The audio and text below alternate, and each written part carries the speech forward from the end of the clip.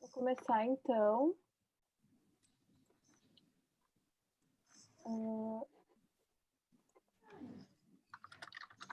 A transmissão tá ok lá no YouTube? Vamos ver. É isso que eu queria saber. Tá Vou dar funcionando uma olhada já? agora. Só um minutinho. Aqui. Sim, já estamos no ar. Já? Então tá. Oi, pessoal. Meu nome é Nicole. Eu faço parte do Geeks, que é o grupo de usuários de UX aqui do Rio Grande do Sul. Nós temos o apoio da Sucesso, desse canal, enfim. E a gente está aqui para fazer mais uma talk. Nós somos um grupo voluntário, nós realizamos talks mensais. Esse mês a gente teve 2, já a segunda, mas normalmente são talks mensais. A gente está fazendo elas agora remoto, em função da pandemia. E a gente espera que vocês gostem bastante. E é isso. Quem vai apresentar vai ser a Débora Costa. Vou deixar ela falar um pouquinho. E nos sigam nas redes sociais. Nós temos LinkedIn, Instagram, Facebook. E é tudo @somosgeeks. É isso. Dando uma palhinha, meu nome é Letícia, também faço parte do Geeks. A gente vai estar colocando lá nos comentários do chat do nosso canal no YouTube um formulário de satisfação. Então, a gente gostaria que no final, se vocês pudessem já ir preenchendo esse formulário, tá bom? Passo para ti, Nicole. É isso então, pessoal. Perguntas, vocês também podem deixar nos comentários. No final da apresentação da Débora, eu, a Letícia, a gente vai ler as perguntas que vocês deixaram ali, a Débora vai responder, e a gente pode fazer essa troca aí no final da apresentação, tá bom? Vou deixar para a Débora agora. É isso.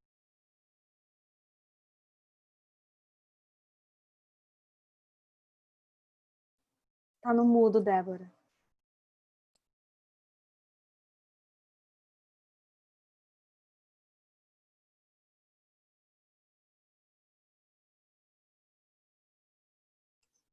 Ainda tá no mudo.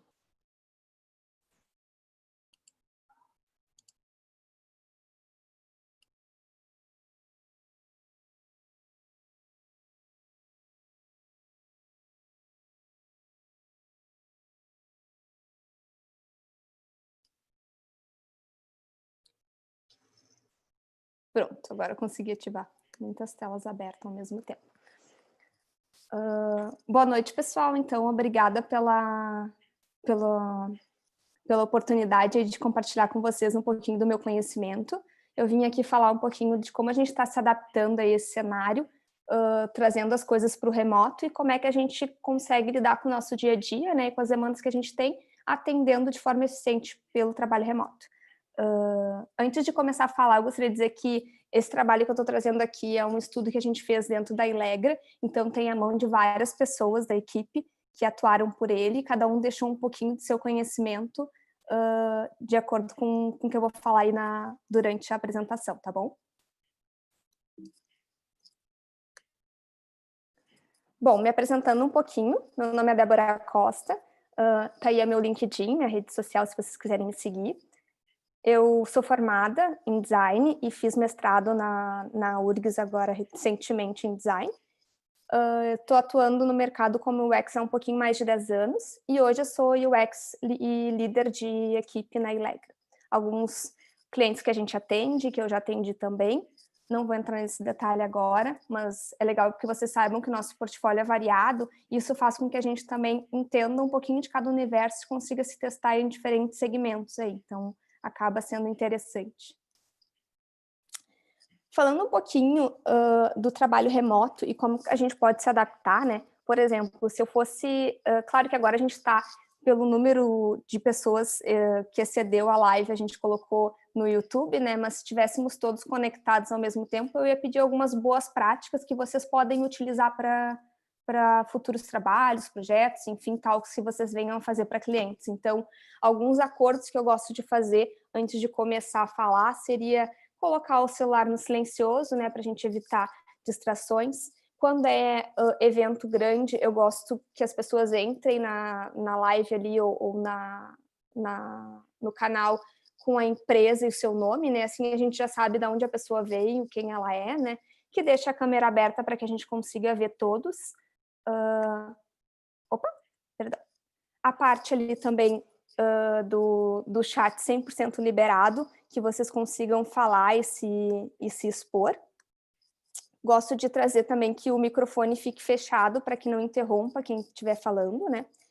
Cada pessoa em um computador, né, com fone de ouvido, às vezes, não é o nosso caso agora, mas às vezes acontece da pessoa estar compartilhando ali mais de uma pessoa no mesmo ambiente, espaço, isso prejudica o barulho, né? Fica difícil de entender quando a pessoa vai falar.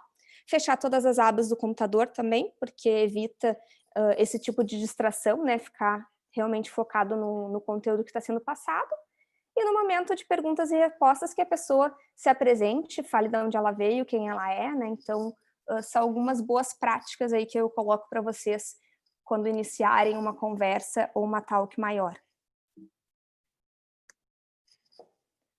Falando um pouquinho, tá, no nosso cenário na Ilegra, eu lembro que quando a gente entrou para todos trabalharem remoto, tá? Porque a Ilegra, ela já tem uma frente de que a gente pode trabalhar de onde a gente quiser, da onde a gente estiver. Por exemplo, a nossa líder de área, ela mora em Bento Gonçalves, isso não prejudica nosso contato com ela.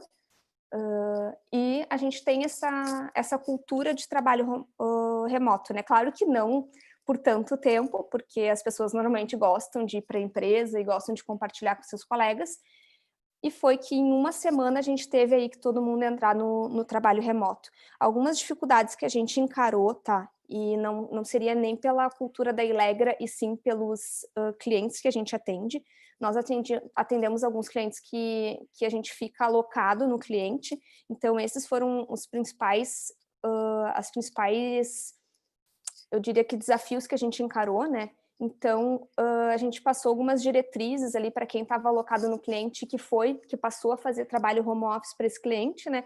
Para que eles conseguissem dar algumas visibilidades e ajudar na cultura desse cliente, né? Então, coisas simples como dar bom dia todas as manhãs, né? E quando tu começa a trabalhar para esse cliente, dizer o que tu está fazendo no dia, então dizer, bom dia, iniciei meu trabalho, estou aqui disponível para ti, se precisar me chama, né? Mesmo que eu esteja online, eu estou para te atender, né? Uma coisa que nos ajudou bastante também, como um todo, como equipe, é ter um canal comum entre a equipe. No caso, agora a gente está usando o Discord, até foi uma colaboradora nossa, a Tamires, que levantou essa frente, ela é gamer, e parece que esse programa é usado bastante pelo pessoal, e ela fez diversas salas para que a gente entrasse, né, por projeto, e que a gente pudesse ficar conectado com as pessoas que estão fazendo parte da nossa equipe, né, porque às vezes essa falta de troca, né, prejudica o nosso trabalho, não é legal, a gente se sente muito sozinho, então fez com que a gente se mantivesse na mesma página, né, eu acho que aproxima mais, tá? Do mesmo modo que tu deu bom dia, né, tu dá tchau quando termina o expediente, né, tchau, tô indo por hoje, te encontro amanhã, ou estou indo almoçar, né, então volto daqui a 1 hora, então deixar visível para o teu cliente que tu tá disponível quando tu não está, né, e se possível também disponibilizar alguns relatórios, mostrar a evolução do teu trabalho, né, aqui não precisa ser relatório de forma bem burocrática, não é isso que eu quero dizer, e sim que tu consiga compartilhar o que tu está fazendo, né? Tem alguns arquivos nossos e programas que permitem isso, né? Como o Mural, como o Miro, Figma aí, que tu permite que o cliente entre e veja o que tu está fazendo, o que tu está tocando, para que ele se sinta seguro. Não quer dizer que tu não esteja fazendo, não é um prestar de contas, mas muito para que ele se insira aos pouquinhos nessa cultura, porque é difícil quando não faz parte do dia a dia da pessoa, ela cair aí de paraquedas, né, num home office total. Agora entrando um pouquinho, tá, em como a gente está fazendo com algumas questões de pesquisa, bench, análise competitiva. Nesse caso, né, elas já eram executadas online, não muda muita coisa, porém, o que eu vejo, assim, que muda foi na parte em que, às vezes, a gente tinha que fazer visitas de campo, né, quando tu vai numa empresa, né, ou numa... pesquisar sobre um produto em si, né, ver mais como é que está o dia a dia, né, falando em empresas bancárias, quando eu vou ver como é que está o espaço físico dessa empresa, falando em serviço, quando eu vou em uma pizzaria e ver como é que está esse serviço, né? Então, isso hoje a gente não pode mais fazer, né? A gente se atém ao digital, tá? Porém, também é uma hora da gente analisar o que está acontecendo e o que é do nosso momento, né? Que, no caso do Covid, fez com que acelerasse muitas questões de canais digitais.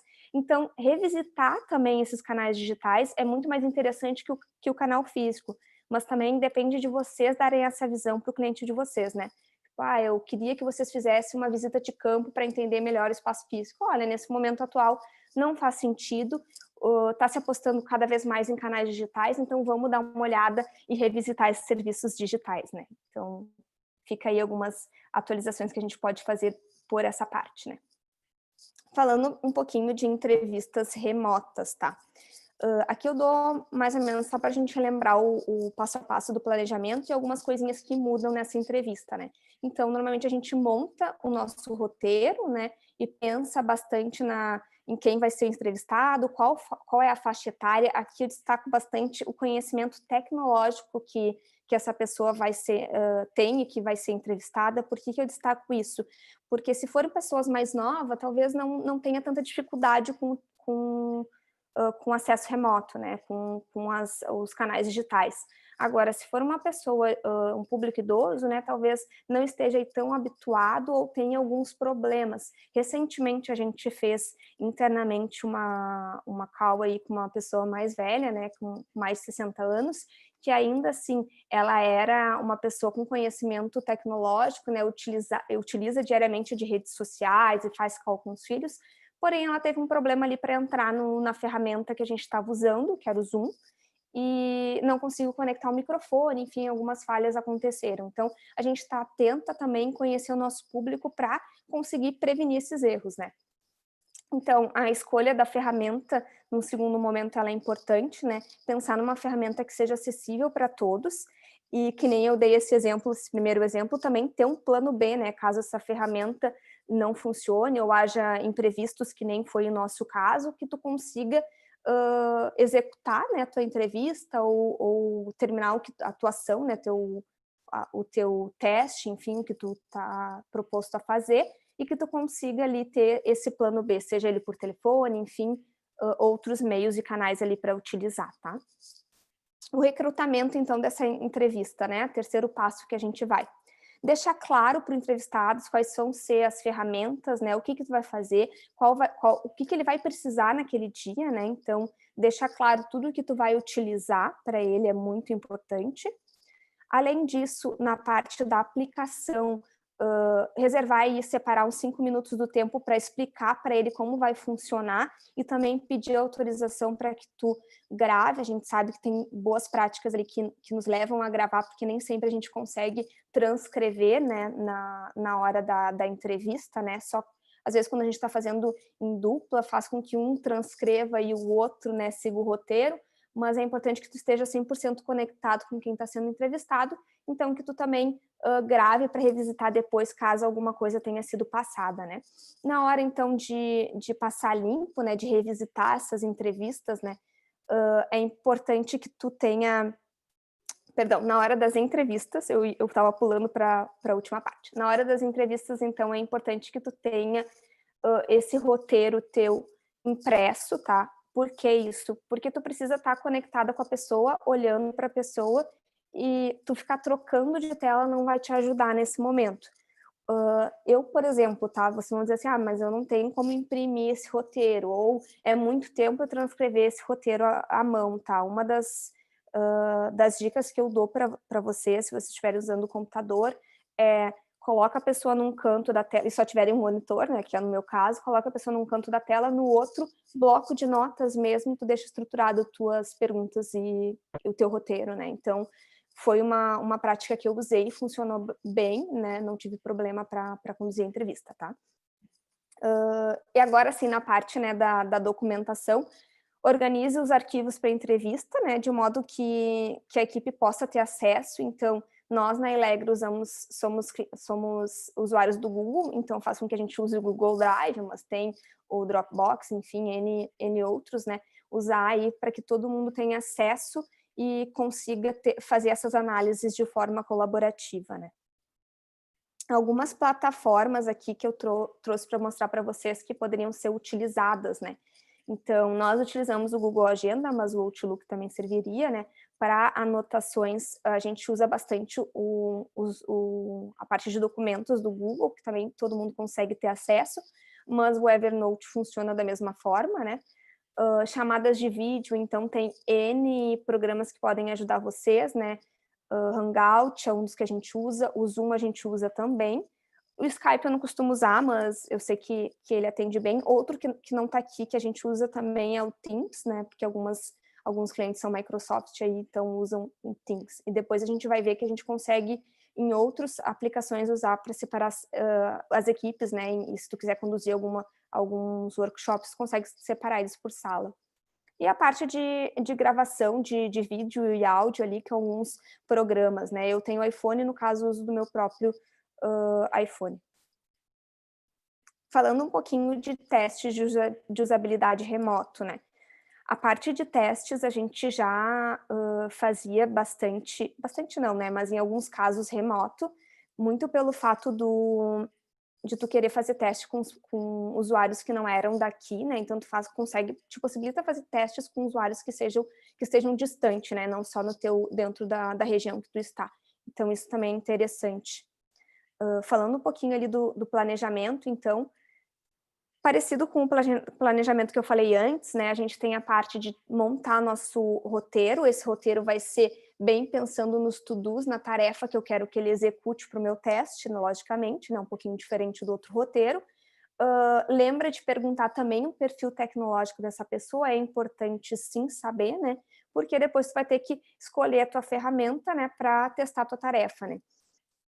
Para essa parte da ferramenta, separe, né, alguns dias e pense nos passos que tu tem que estruturar ela, né? Porque quando tu tá ali presencial, tu consegue ajustar todas as configurações pro teu usuário. Quando ele é remoto, não, né? Tu não vai conseguir ter todo esse controle que tu teria no presencial, né? Ver se o navegador da pessoa suporta, então, aquele sistema operacional, ou enfim, vai rodar o que tu tá pensando, se a internet é boa para que realmente carregue tudo o que tu queira que carregue, né?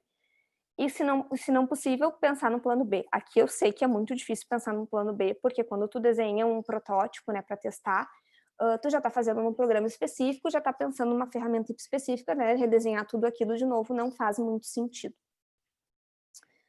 Bom, depois da ferramenta escolhida, é bom tu fazer uma lista de quem deve utilizar, né? E para o recrutador também ter e separar alguns dias para fazer aquela tarefa. Então, algumas boas práticas aqui de listas também é interessante de vocês fazerem até para recrutar essas pessoas, né? Nome, telefone, os dias que eu marquei, então até colaborativa entre os colegas. Falando assim um pouquinho da parte de avisos, né? Então, a gente usa de boas práticas como enviar um e-mail, pode ser um WhatsApp, enfim, não precisaria ser um e-mail, né? Poderia ser um WhatsApp também, um SMS, enfim, um e-mail que tu avise, né? Que tu lembre essas pessoas com horário, margens de atraso, equipamentos, instruções ali para que a pessoa e a ferramenta que tu vai utilizar, tá? Que é para que a pessoa fique na mesma página que tu, para que ela saiba o que vai ser feito, tá? Quando tu estiver gravando, aqui a gente usa bastante, conduzindo o teste, né? Tu vai estar gravando, aqui a gente usa da mesma das mesmas boas práticas que a gente usa no presencial, né? Pedir para que ela pense em voz alta, né? Para que tu compreender a trajetória como um todo. Então, é uma boa prática que a gente usa tanto no presencial quanto no remoto, mas mais ainda no remoto. É muito importante que ela te diga o que está pensando, né?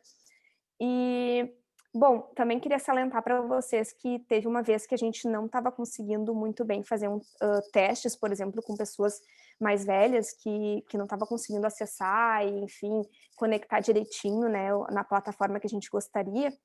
Uma das alternativas que a gente fez e utilizou foi que, se essa pessoa estivesse morando com alguém, né, tivesse uma segunda pessoa em casa, pedir para que essa pessoa filme essa outra pessoa usando. Então, como ela não conseguiu ali se conectar nas plataformas, a gente deu o checklist e outra pessoa aplicou e filmou esse teste para nós, né? Que era uma pessoa mais nova, funcionou, no nosso caso foi efetivo, né? Daí vai muito da gente também tentar ser criativo na hora de conduzir esses testes, né? Se não deu de uma forma, vamos para outra, porque nem sempre tu vai conseguir que a pessoa grave, né, ou se conecte no programa e também na tela, enfim, nesse caso, nossa, a gente estava testando uma aplicação mobile, então a pessoa ficou bem perdida na hora de se conectar nas duas coisas. Então, funcionou. Segue a dica. E o restante do teste, ele é conduzido de forma normal, né, sempre disponível para sanar dúvidas quando surgirem, né, algumas questões ali que o usuário pode questionar se não conseguiu ou não validar o teste, enfim, que daí se conduz normal, não vou entrar no aspecto de falar um pouquinho mais de teste, sim, mais da parte de passar para o remoto mesmo. Algumas plataformas aí que a gente utiliza, é legal que o pessoal que, esse arquivo aqui, essa separação foi o pessoal da minha equipe que fez, eles deixaram aqui disponível para nós o que a complexidade da ferramenta, né, como baixa, média e alta, né? Então, ali de protótipo, a gente tem algumas ferramentas de média complexidade, né? Elas são de média complexidade para quem vai, para quem está fazendo o teste, né? Claro que para quem vai fazer, né, utilizar para prototipação é uma ferramenta um pouquinho mais de alta, mas neste caso, média complexidade. Algumas dicas e aprendizado, então, que a gente vê, tá? Aqui, a organização que eu falei da tabelinha, para se organizar vai ser útil, né? Eu digo isso não só para o trabalho remoto, como também para o presencial, ela é bem útil para te ter o controle dos status, então a hora, o nome, a profissão, o e-mail, o telefone, todos os contatos que tu tem daquela pessoa com quem tu vai falar, né? Com quem tu vai entrevistar, né? Poderia ter N outras informações se vocês achassem pertinente, né? Então, aí é se adequar cada um ao que se tem. Sobre equipamentos, então, vai precisar, obviamente, de uma internet de boa qualidade para que tu consiga conduzir, né, esses testes. Procurar uma plataforma de vídeo que consiga gravar e registrar a voz, né, então vai ser necessário isso. E alguns aparatos e anotações que tu precisa ter, né, então lembrar de avisar caso tu precisa de, por exemplo, se estiver conduzindo alguma coisa que precisa de um post-it, enfim, tem que avisar o usuário antes, né. E sobre agendamentos, então, ter a parte de uma agenda colaborativa vai te ajudar. Nós usamos o Google, né? Então, faz com que o Google sinaliza, né, 10 minutos antes do teste começar ou da reunião começar, faz com que coloque todo mundo na mesma página e a gente não perca também. Tu mandar e avisar um pouquinho antes, relembrar, né, esse usuário que ele tem uma agenda contigo, vai ajudar para que ele não esqueça, né?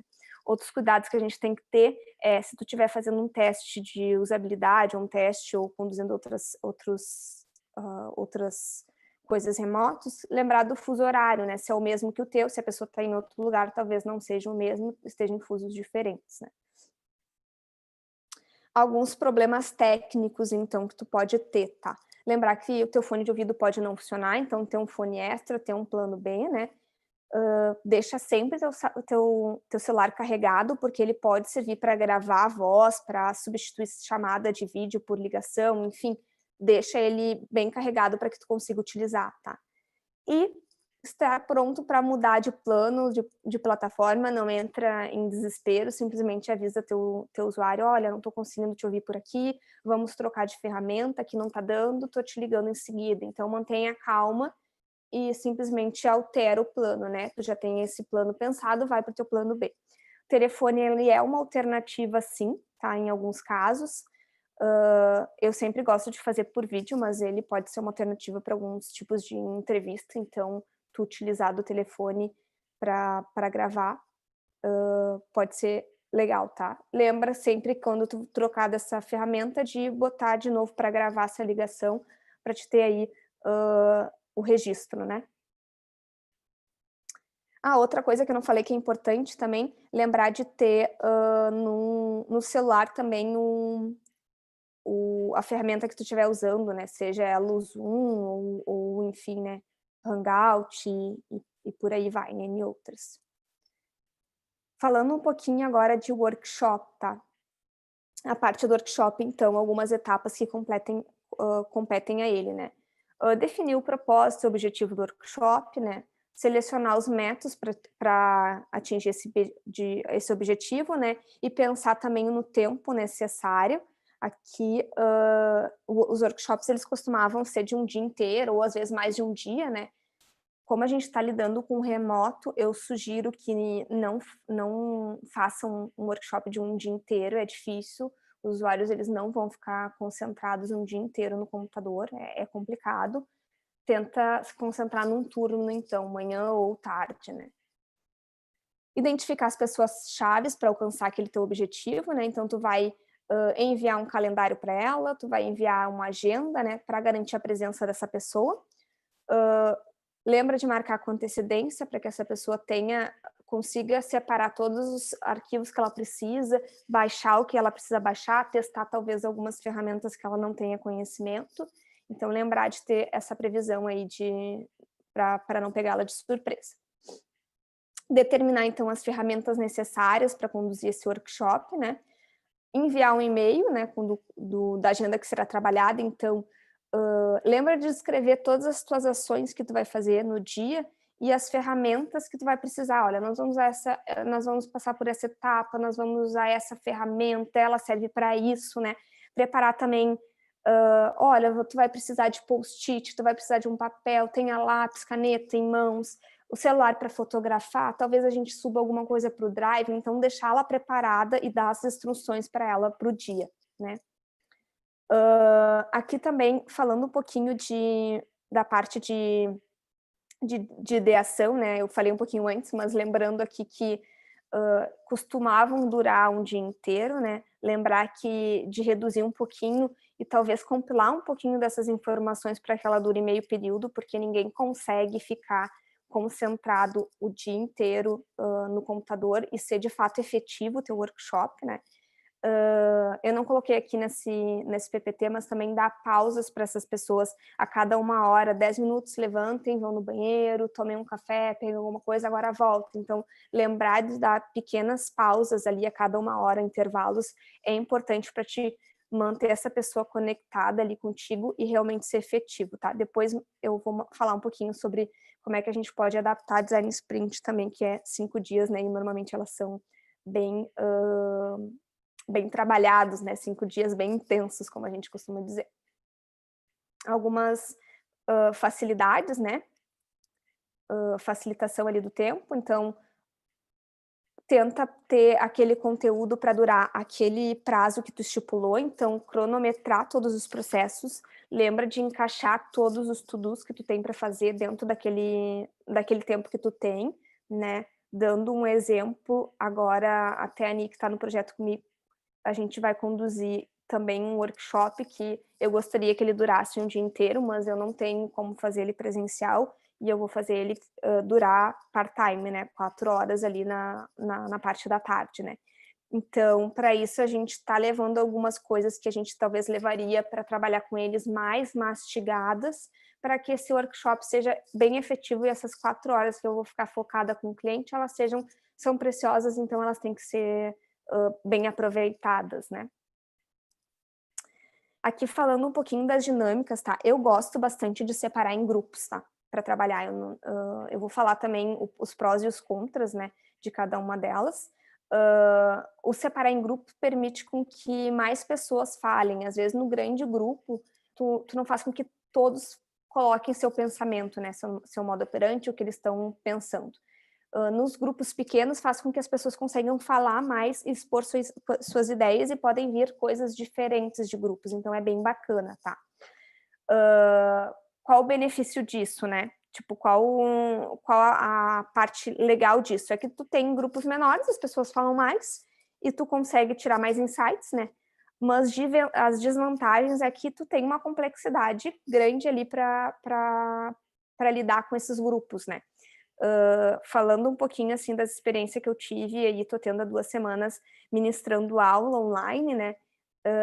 Na turma que eu tenho mais alunos, né, que chega a quase 30, e eu divido eles em 5, 6 grupos, eu tenho dificuldade de lidar com essa quantidade de grupo, né? Mas faz com que também eles consigam se experimentar e a aula não fique tão chata, né? Não fique tão só no eu falando e eles contribuindo pouco. E a forma com que eu revisito essas salas, né? É legal aí que tanto o Zoom quanto o Teams, por exemplo, eles seccionam em salas e tu pode saindo e entrando, por ser mediador, tu pode saindo e entrando nas salas que tu quer, tu pode revendo também com eles as atividades e também ajudando eles, né? Então, a parte legal é que tu consegue dividir, eles trabalharem melhor, né? E a desvantagem é que tu vai ter que lidar aí com administrar esses grupos, né? Fazer com que isso funcione. O grupo único, então, tu não tem essa complexidade, né? Não tem a necessidade, quando tu volta para o grande grupo, né? Tu traz todos eles para o grande grupo de novo, deles ter que compartilhar o seu pensamento com os outros, então nisso tu faz com que todos o tempo inteiro estejam compartilhando no grande grupo, mas também faz com que alguns não participem, né? Tipo, nem todos vão expor sua opinião, tem gente que é mais tímida, então não vai se abrir para o grande grupo, então tem os prós e contras. Algumas dicas, então, quando tu tá ministrando, tá? Manter o chat sempre disponível com o moderador, né? Normalmente, quando a gente conduz o workshop, a gente não tá sozinho, a gente tem 2, 3 pessoas ali para ajudar, e uma delas fica responsável por esse chat, como agora a gente tem a Nick aí responsável ali para pegar as perguntas que eventualmente vocês podem estar fazendo, ela poderia estar fazendo esse meio de campo e tá, né, com a gente. Outra parte importante é dividir em bloquinhos, né, as instruções para que não se percam, né? Então, dar pequenas ações para eles fazerem, né? Não dar tarefas muito longas para que eles não fiquem só em grupo, né? Só no seu grupo fazendo também, para eles voltarem e conseguirem compartilhar. Então, vai e volta de uma atividade, né?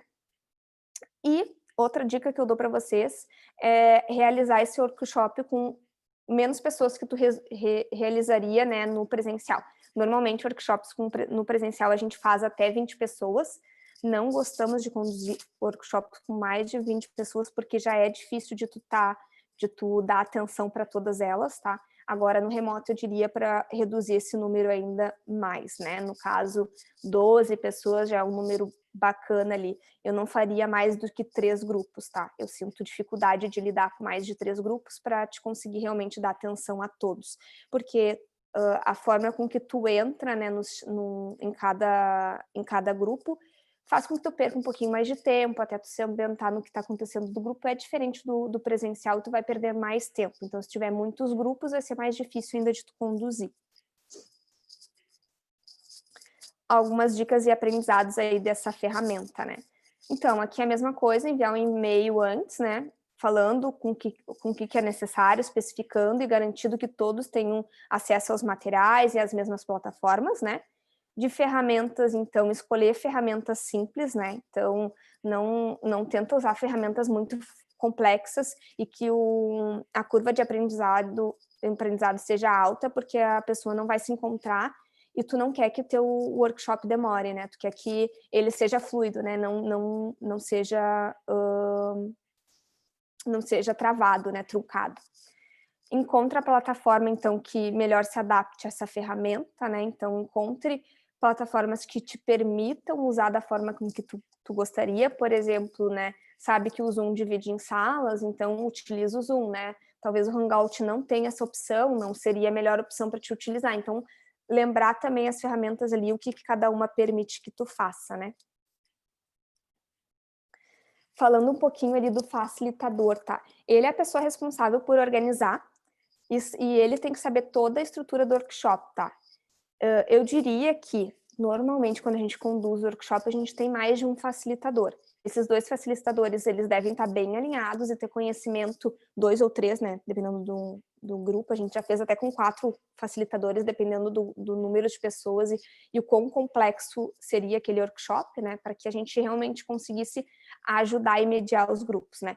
Então, se tu conseguir ter um mediador para o grupo que tu for fazer, por exemplo, vou montar 3 grupos, eu tenho 3 mediadores, né? Eu vou montar 2 grupos, pelo menos 2 mediadores, para que cada um fique em uma turma separados, né? Tu até pode fazer com que eles troquem de sala, para que também dê visões diferentes para aqueles times.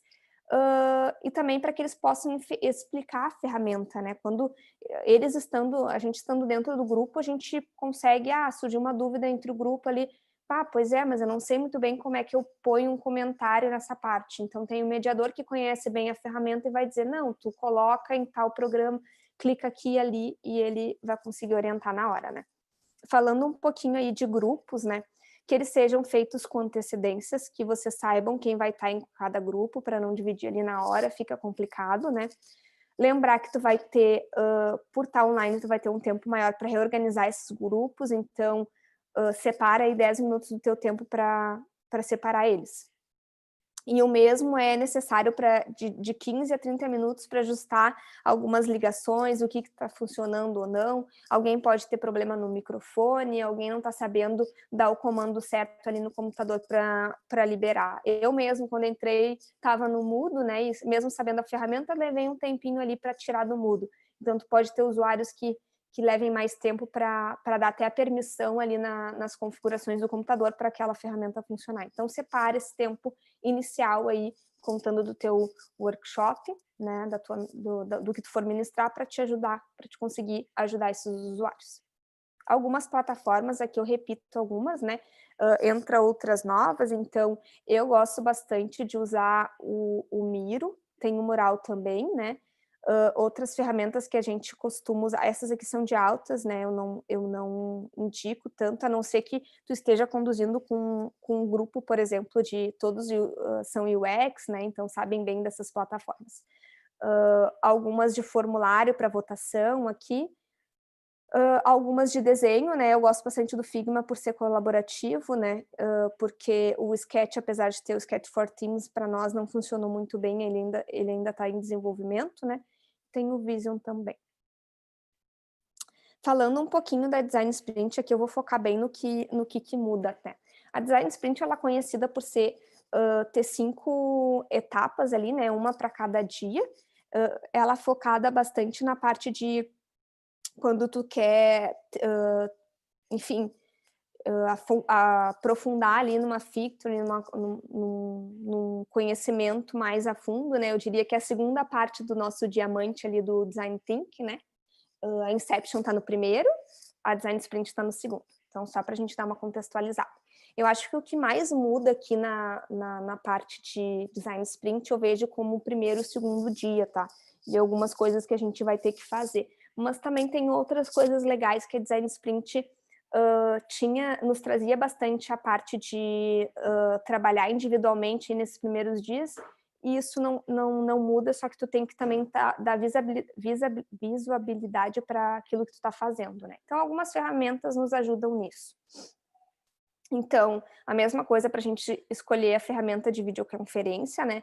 Preparar com antecedência os questionários. Outra coisa que funcionou bastante para nós, a gente queria, até uma das equipes nossa da Ilegro utilizou, criou uma pasta no Drive para ter compartilhada com todos, porque algumas coisas foram feitas no papel e depois se subiu, né, para o Drive e conseguiu colocar depois no mural ali, para que todo mundo conseguisse visualizar o que o outro estava fazendo, né? Então, quando tu trabalha separado e depois junta, dá certo.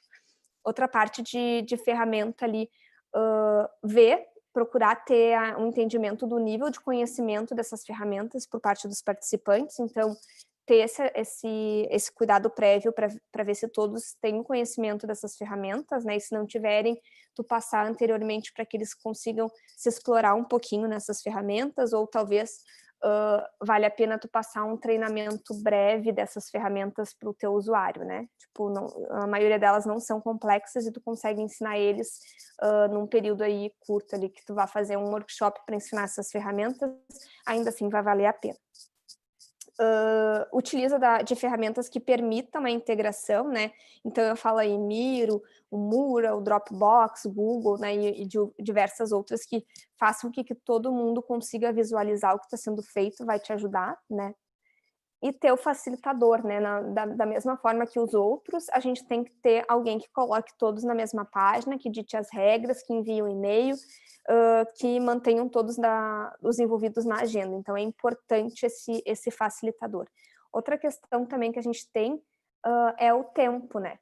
O tempo desse facilitador, ele tem que cuidar o tempo, né? Uma das coisas que, como às vezes a gente está trabalhando ali nos primeiros dias ali da Design Sprint, a gente está muito fazendo e pensando sozinho, né, para depois entrar no grande grupo para colaborar, tem uma ferramenta aqui que gerencia o tempo, né, que bota timer ali, que permite que ela é colaborativa, então faz com que todo mundo possa usar essa mesma ferramenta, que é o Cuco, né. Falando também um pouquinho, quando a gente foi conduzir a nossa Design Sprint, se tu conseguir fazer ela focada para ter, que nem eu te disse antes, né? Um dia inteiro não é efetivo, então tenta seccionar isso aí. Se tu conseguir fazer a tua design sprint em 2 semanas, né? Tipo, meio período para cada, né? E assim tu também tem o tempo de tu se organizar para as próximas, porque o que a gente nota, não sei vocês, mas o que a gente nota, assim, que a design sprint, ela é muito intensa. Normalmente não são só aquelas 8 horas de trabalho, né, naquele dia. Tu leva coisas para fazer para casa, principalmente quem está ministrando aquilo. Então, tu segmentar e poder fazer ela em mais tempo seria legal. Mas a gente sabe que isso também muitas vezes não é o cenário, que a gente não tem esse tempo todo, então tem que ser feito de forma mais rápida, tá? Tenta fazer com que algumas etapas sejam feitas antes e fazer com que ela dure 4 horas no dia, né, para pegar esses insights, tenta conduzir dessa forma. Se não der, ok, leva a boa prática ali para segmentar a cada 1 hora, 10, 15 minutos de pausa, para que a pessoa levante, vá no banheiro, tome água e volte, né? Uma das coisas que eu vi também, gente, quem faça a remoto design sprint por 4 semanas, eu acho que daí é um tempo bem grande, mas gostei bastante da forma com que o pessoal estava conduzindo isso, e era bem interessante, né? Teve também algumas segmentações que eu assisti, assim, de vídeo, de boa prática, da pessoa tá fazendo a design sprint e o mediador atrás de ti, de conseguir filmar a sua tela e ter um quadro branco para utilizar e ser aquela pessoa que vai desenhando no quadro e colocando todas as ideias, e ficava bem claro para que a pessoa visse. Só que tudo isso eu acho que, por exemplo, agora em tempos de Covid não é a nossa solução, né? Porque dificilmente alguém em casa vai ter um quadro branco, né? Ou uma boa câmera que pegue esse quadro por completo, né? Se tu estivesse ainda na empresa tocando uma design sprint com pessoas de fora, funcionaria, né? E daí cada uma no seu computador, porque se tu tiver com mais gente em uma sala e tentar incluir essa pessoa, não vai dar. Todas têm que estar remoto, né? Para que realmente funcione. Bom, pessoal, aqui eu tenho uma pergunta para vocês, né? Como é que vocês estão fazendo, né? Aqui trouxe algumas dicas para vocês, mas eu não sou a fonte da verdade, né? Gostaria também de escutar um pouquinho vocês. Escrevam aí no chat para a Nick. Me contem um pouquinho como é que vocês estão se adaptando ao trabalho remoto. Me digam se as dicas que eu passei para vocês ajudou ou não ajudou, clarificou. Se ficaram com dúvidas em alguma outra etapa, algum passo ali que não ficou claro para que a gente converse, né? Tenho certeza que esse vídeo ali vai ficar disponível para vocês. Eu sei que eu passei muito rápido ali pelas ferramentas, mas eu acho que não é o foco da gente focar e dizer para que cada ferramenta dessa serve. Eu sei que vocês podem pegar esse material depois e colocar ali no Google. O Google vai responder para vocês para que é usado cada uma dessas ferramentas, né? E provavelmente alguns de vocês já conheçam a maioria delas, desconheça uma que outra, né? Use outras aí para fazer as ações, né? Aqui eu tenho, não está toda a equipe, mas eu tenho uma foto aí da nossa equipe da Elegra. Deixo aí para vocês essa fotinho final, encerrando aí a nossa talk, mas falando também um pouquinho do que eu trouxe, né? Não é só a minha visão, é a visão de todos esses colegas que estão aí, alguns novos que não estão aí ainda na foto, né? Que essa foto ainda foi um pouquinho antes do Covid, nós temos novos membros aí, mas que fez com que esse conhecimento seja possível, né? Que tenham se experimentado em diferentes pontos aí. Tá bom? Fico disponível, então, para tirar dúvida com vocês. Muito obrigada, Dé. Eu tô na foto, me senti muito honrada de estar ali. Com certeza. Muito boa apresentação. Eu vou ler agora algumas perguntas. Eu vi que algumas já foram respondidas ao longo da talk, então acho que eu vou começar a ler pelo final, porque daí eu vejo o que já foi respondido. Não vou. O Pedro Carvalho perguntou: eu vou iniciar com o Google Meet para ministrar workshops. Vocês chegaram a usar essa ferramenta? O que acharam? O Google Meets... É o Hangout mesmo. É o Hangout, né? Eu ia perguntar, é o Hangout? É que o Meet acho que é do G Suite, né? Ah, tá. O Hangout, a única coisa que eu vejo é que a gente não consegue ter aquela divisão por salas, né? Sim. E eu acho fundamental essa divisão, mas daí é a minha perspectiva, né?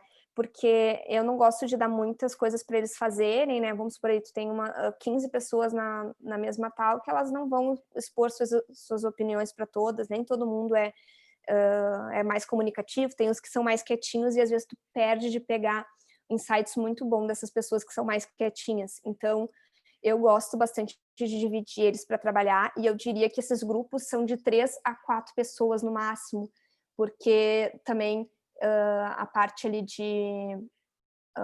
do digital, né, faz com que 5, 6 vire bagunça. Então, não acaba sendo efetivo. Sim.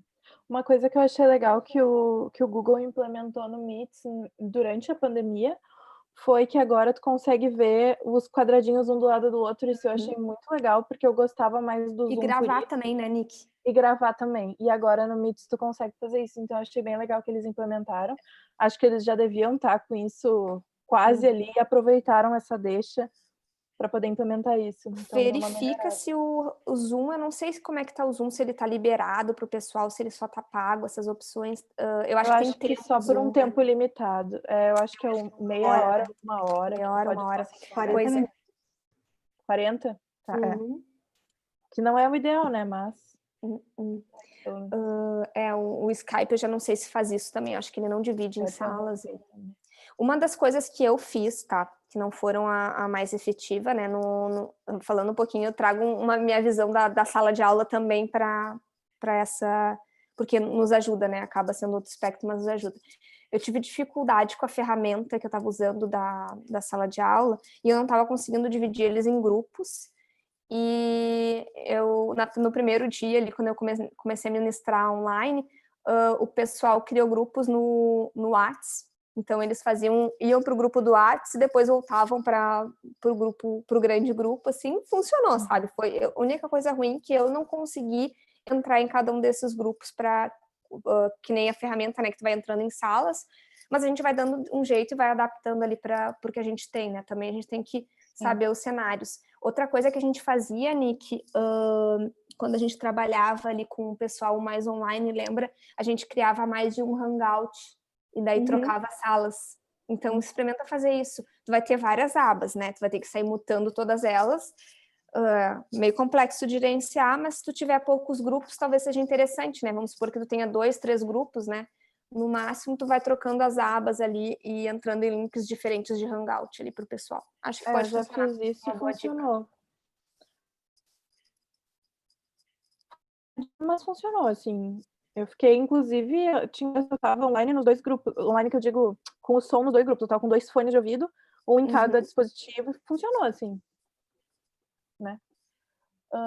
Que mais aqui? O pessoal tá agradecendo. O Pedro Carvalho falou que a dica do 3 ou 4 pessoas foi uma dica brinde, ele agradeceu. Tem pessoal Eu falando. surto quando tem mais. Não dá. O Daniel Scherer falou que o Google Meet foi o melhor que ele usou até agora, que ele já usou 129 pessoas, bastante gente, sem problemas.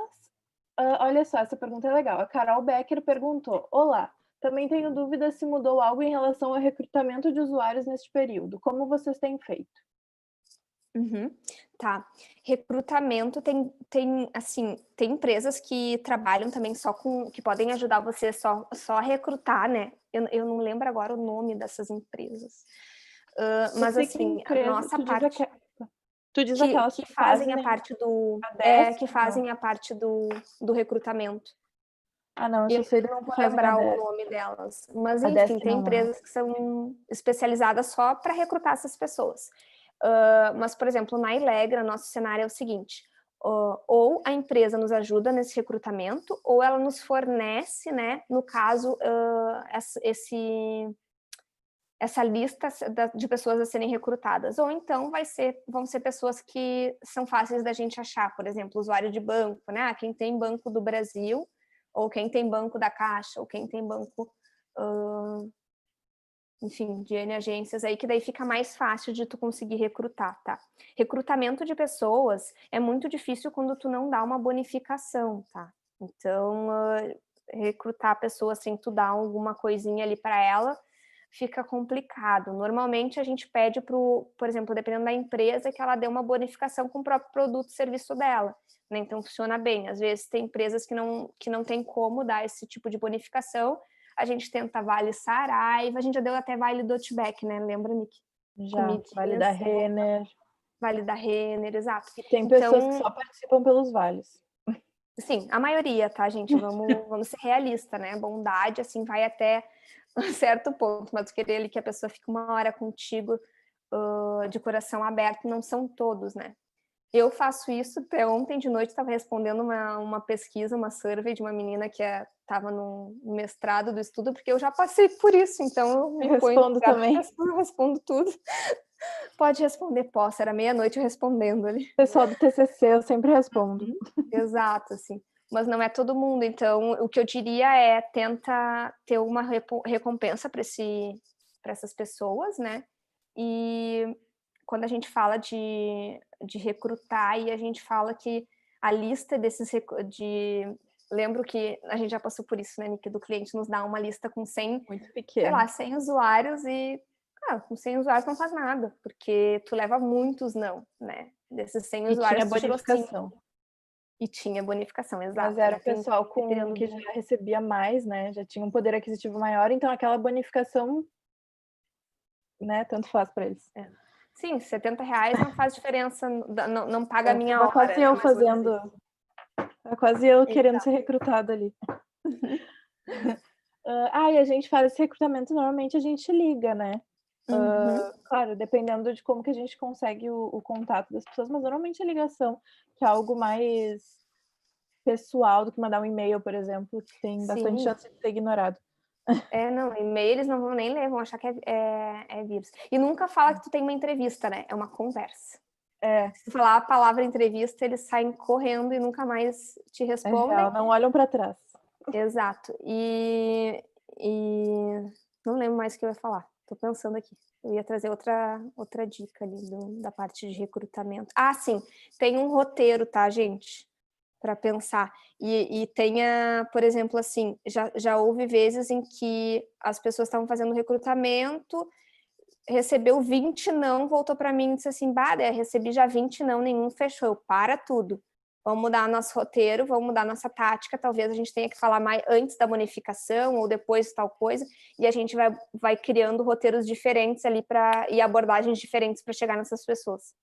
Sempre teste AB, C, D, é isso aí, na parte de recrutamento, né? Sempre que eu tenho que recrutar pessoas, eu tento ser o menos formal possível, não o menos formal possível, deixa eu reformular essa frase, mas assim, o mais próximo daquela pessoa possível. Então eu não ligo falando, olá, nós somos vamos fazer uma entrevista com você. Não, tu fala normal, tu pergunta, tudo bem, não sei o quê.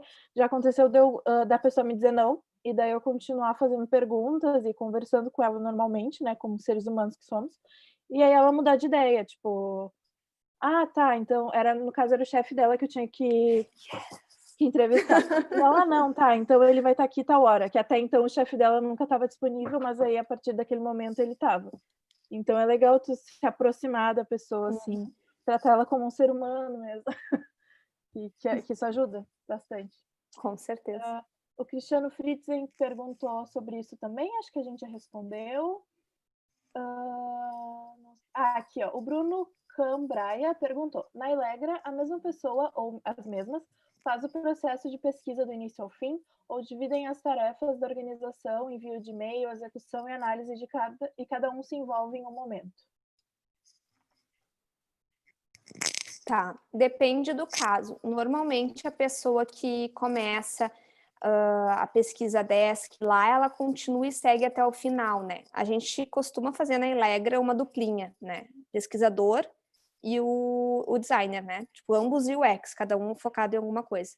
E tanto o designer, ele começa também um pouquinho ali na parte de pesquisa, porque ele tem que ter todo o entendimento, né? Fica mais fácil se ele participar da parte de entrevista também, do roteiro, né? Para que ele consiga também ajudar a selecionar as perguntas que vão ser colocadas, tá? Não precisa ser a mesma pessoa que vai recrutar, tá? Que vai fazer a ligação, essa pessoa não precisa ser. E normalmente a gente pede mais ajuda. Por exemplo, a gente está em dupla trabalhando e na hora de recrutar, que a gente tem alguns dias ali, normalmente é uma semana que a gente separa para recrutar, né? Para essas ligações, a gente bota uma força-tarefa e coloca mais gente para ligar, né? Então não precisa ser a mesma pessoa. Ou às vezes acontece da gente estar ainda focado na desk, mas já tem que começar a ligação e outras pessoas começam essa ligação. Então, não necessariamente precisa ser a mesma pessoa. Mas o ideal é que o pesquisador que esteja entendendo, né, fazendo a desk, e emergindo no mundo do cliente, né, escutando, fazendo a parte ali de entrevista, seja o mesmo do início ao fim, porque ele vai ter esse background. Mas não necessariamente, né, desde que ele consiga passar o bastão. Às vezes acontece de ter que passar o bastão, né? Então, tu passa para o colega todo o teu conhecimento, e também essa pessoa não saiu da empresa, ela está ali para ser acessada, né? Para ser questionada, e isso funciona também. É bem isso aí mesmo. Se quiser completar, Nick, à vontade. Não, mas é isso aí que tu falou mesmo. Isso aí, né? O pessoal sempre se ajuda no fim, eu acredito que a maior parte das empresas seja assim, ainda mais a nossa área assim, de UX. O pessoal se ajuda, então, porque recrutar realmente leva tempo, né? Tu acha assim, eu vou ligar para 10 pessoas. São 10 nãos que tu vai receber às vezes, e daí ter mais gente ajudando sempre é uma boa. Perguntaram aqui, que acho que a gente já respondeu, se o Google Meet tem essa funcionalidade de revisitar e dividir salas. Não tem, infelizmente, mas eu acho que daqui a pouco vai ter, porque é o Google, né? Essa pergunta aqui eu tô em dúvida se a gente respondeu, se tu respondeu ou não durante a talk, porque eu sei que tu falou de número de pessoas, mas eu não sei se tu fez essa comparação aqui, que o Douglas, não sei falar sobre o nome dele, mas acho que é Daitix. Desculpa, Douglas, teu sobrenome é difícil de falar. Olá, pessoinha. Tem alguma diferença no número de pessoas no workshop online e quanto ao número de moderadores? Tá. O workshop presencial, a Ilegra costuma ter o padrão de fazer até 20 pessoas. A gente acha que não é efetivo fazer com mais. Acaba sendo muita gente. No online, eu não acho que 20 pessoas seja legal. Tu até pode fazer, mas talvez com vários mediadores ali do meio, tá? O número de mediadores, ele também depende um pouquinho da complexidade do que tu tá fazendo, tá? A gente já teve 4 mediadores, acho que foi o máximo que a gente já teve num workshop. Mas normalmente a gente leva 2, tá? Pelo menos 2, né? Começa por aí, pelo menos 2, de 2 a 3. 4 é um número bem exagerado, mas foi num caso, eu acho que a gente tinha 25 pessoas, porque o cliente quis com 25 e a gente levou 4 pessoas, porque senão a gente não ia conseguir atender. Em casos que a gente leva bastante 2 pessoas e um JT, para que ele aprenda, né? Então tem estagiário, isso, né? gente. Aqui na isso, estagiário, exato. Jovem talento. Jovens talentos. Porque eles são os talentos mesmo. Então, olha, tem estagiário ali dando show, né? Eu acho que isso tem a ver também a experiência das pessoas, né? Porque tem pessoas que sabem muito de workshop e já estão ali, já sabem moderar muito bem, mas aí se tu pega, por exemplo, alguns estagiários para ajudar, eles não têm tanta essa manha do workshop, então acho que isso também depende muito. E é legal também que tu consiga mesclar essas pessoas, porque todo mundo tem que aprender, né? Então, Sim. Que tu leve aquele bem experiente para puxar, né? E que tu tenha também aquele pleno que tá quase lá e aquele júnior que tá ali pela primeira vez, eufórico, né? E que ele consiga também se desenvolver. Assim. Que quando tu vê a pessoa já se desenvolve muito e no próximo que ela vai, ela já arrasa demais, é muito legal. Também perguntaram se tu aplica o teste sozinha, acho que era em teste de usabilidade, ou tem uma equipe no Zoom. Tá. Acho que isso também é bom, mas... Sim, mas eu respondo de novo. Ambos os testes, sendo ele o teste de entrevista, né, roteiro de entrevista, como teste de usabilidade, a gente não tem a gente acaba não aplicando sozinho, porque compilar essas informações, né, depois tu revisitar todos, tipo, por exemplo, o que eu falei para vocês, gravem caso vocês precisem revisitar, né. Isso acaba sendo um pouco utópico, né? Tu revisitar todas essas gravações depois. Então, é preferível que tu entre com 2 pessoas. Uma vai mediar e a outra vai anotar. Porque essa pessoa ela já vai estar compilando as informações na hora, né? Ali para ti. Caso tu tenha que entrar sozinho, né? Porque às vezes acontece, né? Pode ter dado algum problema e tu teve que entrar sozinho e tu não vai deixar de fazer essa tua entrevista porque tu tá sozinho. Caso seja esse cenário, por exemplo, né, tive que largar de fazer pelo vídeo e tive que fazer uma ligação, né? Então, essa ligação tu teve que fazer sozinho, não tem teu colega, paciência, o que eu vou fazer? Boas práticas para vocês, tá? Tu não vai conseguir ficar ali anotando e dando a devida atenção para esse usuário da mesma forma. Então, se tu tiver com um fone de ouvido, que é aquela dica que eu dei para vocês, tenham ele separado, na tua ligação, tu vai ter o timer que tu tá gravando ali no teu vídeo. Anota o intervalo certo, assim, tipo, o minuto que ele falou uma coisa. Isso é importante, minuto tal, minuto tal. Tu anota só os minutos. Porque depois, quando tu for revisitar, não vai ser 1 hora de áudio, né? Vai ser o minuto exato que ele falou aquela ação que tu quer, que tu precisa pegar de volta, né? E também, o quanto antes tu transcrever aquilo que, tipo, desliguei essa ligação e transcrevo o que eu aprendi, mais fácil vai ser para ti depois, né? É isso, acho que essa dica do minuto é muito boa. Ajuda bastante. Eu já não fiz isso e foi horrível. Perguntaram se rola disponibilizar os slides depois, o Bruno Cambraia. Aí a gente vê e avisa. Sim. Mas não tem problema por e-mail, eu acho, né, Leti? Acho que a gente pode, talvez, deixar um link no YouTube mesmo, no que foi gravado.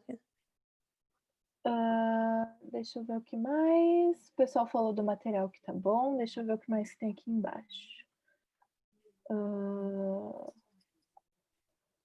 Falaram aqui do Discord, que foi uma boa experiência para nós também. Tá sendo uma experiência bem legal usar o Discord. Tamires. A gente se sente...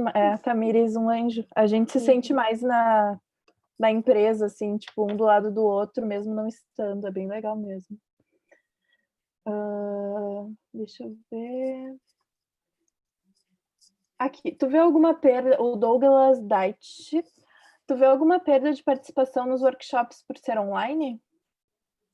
Olha, perda de participação, não. Acho que ele falou assim, digo das pessoas serem mais participativas. Tá. Tem 2 coisas que eu vejo que para nós está sendo complicado.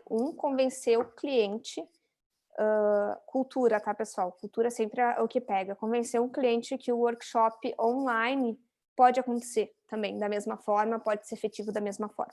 Essa, para mim, é a principal barreira que a gente está tendo, assim, nos workshops, né? Convencer o cliente de que aquilo vai ser efetivo mesmo que online. Mas aí tem outro tipo de dicas boas, que é o fato do ser online, né? Faz com que tu consiga colocar aí pessoas de São Paulo, né? Pessoas que estejam mais distantes, Rio de Janeiro, todos juntos, sem tu ter que comprar uma passagem para cada um, sem tu ter que alugar o espaço para cada um, né? Enfim, tem as suas vantagens. E ele perguntou em efetividade de qualidade, isso?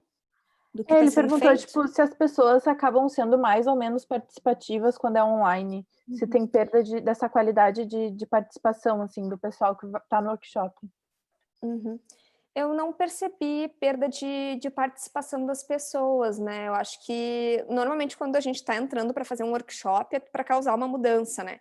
E a empresa, ela está, de fato, assim, pagando por aquilo, né? Pagando por aquela melhoria, querendo, né, aquela melhoria, mas tu faz com que a empresa e os funcionários comprem contigo aquelas ações. Então, tem algumas boas práticas no workshop que a gente puxa, como quebra-gelo, explicar por que a gente está ali, o que a gente está fazendo, pedir para eles que eles são muito importantes para que colaborem na ação, né? O que a gente tem, o que eu vejo, assim, que eles são bem efetivos porque eles querem que aquilo mude, ou eles querem dar o ponto de vista deles, ou ninguém nunca escutou eles estão felizes porque alguém está ali escutando, né? Não sei, Nick, acho que é essa sensação que eu tenho, né? Eu concordo. Teve uma pergunta que eu pulei, que agora eu vi que a Letícia perguntou aqui se foi respondida, mas é que eu não entendi muito bem a pergunta, mas eu vou falar, vai que tu entenda. Foi o ponto Alves Araújo Alves. Preciso de uma dinâmica para sexta-feira. Será por vídeo chamada. Não estou conseguindo encontrar. Acho que ele não está conseguindo encontrar ferramentas. Eu sei que ele mandou isso antes, ou ela, enfim, antes de tu mostrar as ferramentas. Então, eu acho que talvez tenha se respondido, mas não sei se tu quiser comentar um pouco. Depende um pouquinho da dinâmica que ele vai fazer para vídeo, né? A gente falou em algumas ferramentas ali para vídeo, vai ter que ver quais que são gratuitas, quais que não são, né? E se a empresa dele possui alguma dessas. Para dinâmicas, vai variar do que ele vai fazer, tá? A gente deu bastante ferramentas ali que são bem simples, assim. O próprio, eu falei bastante do Miro, mas eu gosto bastante dele, a gente usa ele bastante na Elegra, porque ele é bem completo, ele tem aquele sistema de post-it, ele é um quadro, né? Então tu pode também desenhar ali, ter coisas efetivas. A gente já fez até parte de roteiro, layout nele, eu vi já o pessoal fazendo, porque é mais intuitivo, assim, de até, por exemplo, transformar uma persona ali, sabe, com layout bem diagramado, assim. Então, ele é bem completo, eu gosto bastante dele. Acho que o Mural também faz isso. Eu não conheço o outro, mas e o Miro, ele é tem um login por gratuito, né, Nick? Eu uso gratuito no pessoal, sim. No meu pessoal. E ele funciona bem, o gratuito. A gente tem da Elegra também contratado. A gente tem o contratado na Elegra, mas no meu pessoal eu uso o Free. E, é claro, ele tem limitações, como tudo que é gratuito. Mas dá pra usar de boa, assim. E eu gosto muito que tu vê a pessoa, tu vê onde é que tá o cursor dela, tipo Figma. Exato. Tu consegue ver onde a pessoa tá e o que ela tá fazendo. E no Miro tu põe um comentário ali, tu pode botar cores diferentes. A gente gosta bastante de fazer legenda. Então, tipo, o comentário amarelo é sobre tananã, o comentário azul é sobre tananã. Eu acho bem legal o Miro. Gosto bastante eu dele. também acho bem completo ele. E outra coisa que pode funcionar, que eu falei também, que o pessoal já usou, é fiz alguma coisa à mão aqui, tirei foto e joga lá pro Drive, depois alguém vai organizando esses cards, né, esses desenhos dentro do mural ali, dentro do Miro, do mural, enfim. Já fiz assim também. O Michael ou Michael Romão escreveu: o Cuco eu nunca tinha visto. Estou colocando design thinking em algumas áreas da empresa. No início foi meio zoado, mas está fluindo bem. O problema é não ver as reações. Ele disse que tem alguns momentos que o Mitch fica com um silêncio profundo. Mas que bom que tu está conseguindo botar o design thinking na tua empresa.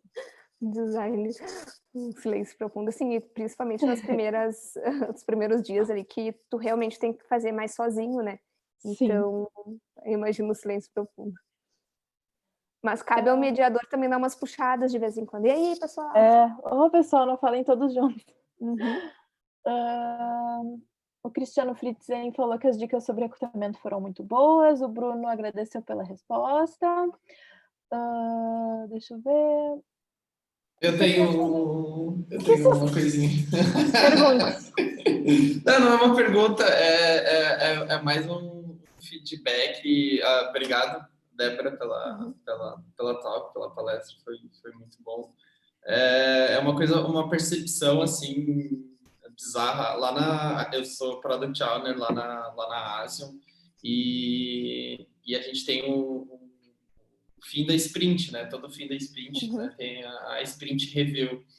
E é engraçado que fisicamente o nosso público era muito reduzido, assim, era às vezes 4, 5 pessoas, assim. E a sprint era opcional? review era opcional, era tipo geral para a empresa, assim, tipo, porque a gente tem um open office lá e daí tipo quem quisesse poderia participar ali, sentado ali na arena. Quem foi lá no Geeks na Ásia sabe como é que é lá o lugar. E daí eu percebi que quando se tornou online, né, por causa do corona, tá todo mundo remoto, né, o nosso público começou a virar 26, 30, 40 Bombou. pessoas. Nossa, eu achei que ia diminuir. Foi bizarro, assim, e a Sprint Review, ela, para quem assim não conhece, né, ela é mais para dar uma finalização e mostrar, né, o que o time, a squad, né, entregou no final da sprint. E foi bem legal, assim, a gente até acabou fazendo, na verdade, uma modificação, porque ela era muito técnica, e a gente acabou mudando, né, para fazer 2 momentos. O primeiro momento mais focado na entrega final, o que o usuário, da percepção do usuário, né, que vai afetar ele, né, uma entrega de... Não que as outras entregas não tenham relevância, né, de valor, mas o que afeta o usuário no final, né? E o segundo momento, que é a galera da engenharia, que eles se divertem lá com o código e ficam felizes. E é muito legal que até, tipo assim, algumas pessoas, a gente fala assim, quando vai fazer a intersecção entre um momento e o segundo momento, né? Pessoal, se quiserem, né? Agora a gente vai começar a parte técnica. E muita gente fica, e é muito legal, assim. É mais uma... Eu gosto de ver a parte técnica. Assim. Eu não entendo nada, mas eu gosto de ver. Seria legal até de vocês tentarem entender e talvez passar uma pesquisa. Isso, que participaram, saber o que... Foi exatamente o que eu fiz no NPS. Foi exatamente isso que eu fiz no NPS. Mas que interessante isso. Foi a primeira coisa que eu fiz. A gente já teve 2 sprint reviews desse novo formato, assim, e as respostas, né, das pesquisas foram bem positivas, assim, o pessoal gostou bastante, assim. E o legal foi também o público, tipo, aumentou muito, assim, sabe? Tipo, isso foi muito gratificante, assim, ver. Será que não era a timidez deles um pouco do presencial? Pode ser. Eu acho que talvez também porque antes era muito técnico, o pessoal ia muito assim, eu refatorei o código lá na classe tal e bem específico. Agora... E daí o primeiro momento eu que apresento, né, o PO, e o segundo momento o Scrum Master que apresenta daí pro resto da galera. Legal. Foi um formato bem legal, assim. Achei muito legal essa experiência. Se alguém tiver experiências parecidas, põe aí nos comentários, pessoal. A gente tem, agora falando sobre ferramenta, né, a gente usa bastante o Meet lá, a gente já fez cálculo 100 pessoas, então é bem tranquilo, assim, é uma das ferramentas assim, que a gente não tem muito a reclamar, e é de graça. Sim, o melhor. Então, mas é isso, agradeço a palestra, obrigado, Débora. Show, obrigada por trazer aí essa tua experiência, bacana. Claro. Eu acho que a gente pode responder. Aqui eu vi mais uma pergunta. Tem mais uma, mas a Letícia respondeu. Então, eu acho que é isso mesmo que a Letícia respondeu. Deixa eu ver se tem mais alguma. Eu acho que... Tá, tem mais 2 perguntas, então, que eu vou fazer, porque a gente já está estourando o nosso tempo aqui.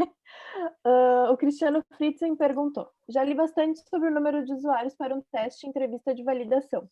Geralmente citam 5. O que vocês pensam sobre o número de usuários? Tem essa resposta para te dar também.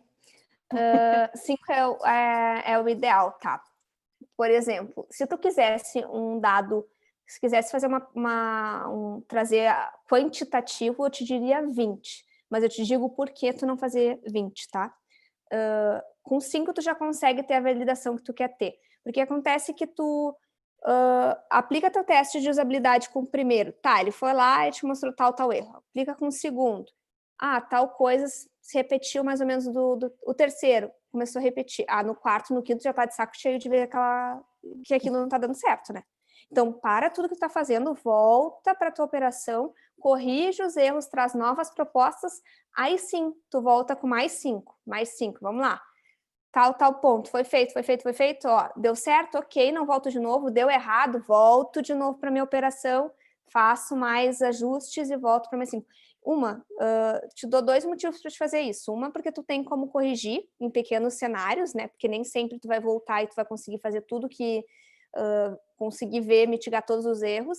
Segunda, tu pode ter um orçamento limitado, não tem por que tu gastar com 20 usuários para saber que tu errou, com o quinto tu já tá sabendo, né? Tu já tem uma amostra legal. E tu consegue seccionar ali, usar esse teu orçamento aí para testar mais coisas, né? Para ver mais coisas que estão dando certo ou errado. Então, 5 é um número bem, bem legal. Agora, se a empresa insistir que tem que ser quantitativo, daí sim, faz com 20, mas eu não acho que seja efetivo. Se fosse, tu tentaria convencer eles a, então, pelo menos fracionar esses usuários em 5, 5, 5, assim, para testar diversas frentes aí. A última pergunta, então. Antes disso, eu vou falar uns comentários que o pessoal tá falando que foi muito legal. O Michael falou que a galera tá mais carente por causa da quarentena, por isso que estão aparecendo mais na Sprint Review. Adorei. O Pedro Carvalho falou que a talk foi tão boa que nem pareceu que durou mais de 1 hora e parabenizou, parabéns, tá? E agora a última pergunta que eu encontrei aqui, que foi da Francine Martins. Ela que tinha perguntado, aqui a Letícia respondeu, que era sobre ser a única designer do time, mas ela perguntou aqui, se alguém tiver dicas de quebra-gelo para workshops remoto, agradeço. Achei interessante essa pergunta dela, do quebra-gelo. Tem vários quebra-gelos que a gente já fez, alguns que funcionam só no presencial, que não vou te falar, porque não vai fazer sentido. Outros, aquele qual é a música, né? Então, tipo, tu pega e dá um iniciozinho da música e alguém tem que adivinhar qual é a música, né? Teve uma vez que a gente fez para uma empresa que, não vou falar o nome, assim, mas era tinha a ver com carros, e daí a gente perguntava, mostrava uma foto do carro e perguntava que carro é esse, né? E tu tinha que dizer o nome do carro, né? Então, tu pode adaptar aí para N coisas. Ou quiz também, tipo, para dentro do segmento que tu tá atuando, né, dependendo da empresa que tu tá, um quiz fica legal. Essa do carro nada mais era do que um quiz, né, mas daí era para dizer o nome do carro. Tem outras que eu tenta lembrar, Nick, de cor. Eu lembro assim. que eu tinha um site que eu achava quebra-gelo, tipo, eram sugestões de quebra-gelo que era bem interessante, eu não lembro qual que era, mas tinha muitos, assim. E o quebra-gelo é muito legal para destravar as pessoas no início, assim, porque fica mais descontraído, o pessoal fica mais animado para participar. Eu não me lembro. Não era aquele site. Eu lembro são tudo... Oi, desculpa. Não era aquele, será que não era aquele site Fan Retrospectives? Pode ser, não me lembro, mas pode ser esse sim. Eu só tô me lembrando agora de quebra-gelos que tu precisa usar, tipo, pular e coisa assim, daí tem que ser no presencial, né? Daí esses são bem legais para te conseguir já criar uma interação entre o público, né? Entre eles mesmos, né? Mas normalmente o workshop vem tu tenta fazer com perfis diferentes da empresa, então vem pessoa do suporte, do atendimento, não se conhecem, pessoas que não se conhecem, exato, que tu precisa fazer com que elas se conheçam. E acaba sendo bem legal. Teve um quebra-gelo que ficou para a história, assim, que o pessoal da Elegra fez ali, eu não estava no dia, mas eu sei porque a gente deu muita risada, que as gurias fizeram e tinha que demonstrar, né? Daí eu lembro até que foi a Gabi Zambi, né, que estava explicando sobre o quebra-gelo, como é que fazia. E daí ela pediu para que a Léo representasse, né, ela é uma colega nossa, e a Léo começou a errar tudo, mas assim, exatamente era para as pessoas se sentirem à vontade e mostrar que elas também poderiam errar, né? Mostrar o exemplo do erro, e sem elas combinarem, elas só erravam. Foi muito engraçado, sério. O pessoal se sentiu bem à vontade para errar.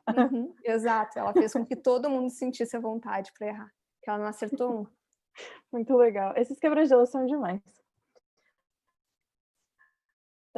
Eu acho que é isso, acho que a gente respondeu a maior parte das perguntas. Quero agradecer a todo mundo que viu a talk, quero agradecer a Débora que se disponibilizou de vir, trouxe esse material bem completo. Eu achei muito legal, eu já tinha visto o material, já tinha visto spoilers, mas achei muito legal, gostei bastante. Agradecer a Suzezo, que nos apoia aqui no Geeks. Quero lembrar de novo as redes sociais para vocês nos seguirem, nos adicionarem, que é @somosgeeks, no LinkedIn, no Facebook, no Instagram. Fiquem ligados que a gente vai ter um evento em junho, em julho, em agosto. Se der tudo certo aí, a gente vai ter evento todos os meses, como sempre. Letícia, se tu quiser falar alguma coisinha no final, Eu nossa queria coordenadora.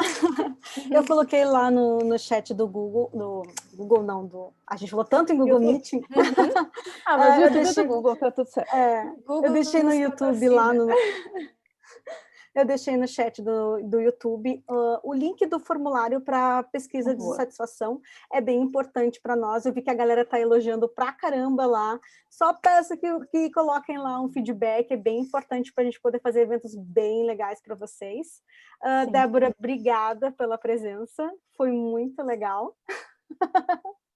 Eu que agradeço, pessoal. Acho que se o pessoal também tiver dúvidas, ele pode me chamar ali no LinkedIn, vou respondendo aos poucos. Eu vou deixar o link da apresentação disponível no mesmo do YouTube, eu acho que fica mais acessível a todos. Boa. Coloco ali nos comentários. Respondam sim o feedback, porque é muito importante, eu sei disso, que a gente quer sempre saber se está fazendo bem, se o que poderia estar melhor, né? E se a gente não receber esse feedback, a gente não tem como melhorar para vocês. É isso aí, concordo. Verdade, obrigada.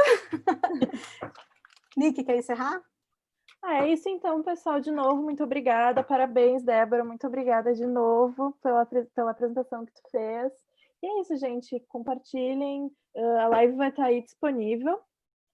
Sigam a gente, curtam a gente lá. E é isso, muito obrigada para todo mundo que participou. Valeu, gente. Tchau, obrigada, gente. Obrigada. Tchau. Tchau. Tchau.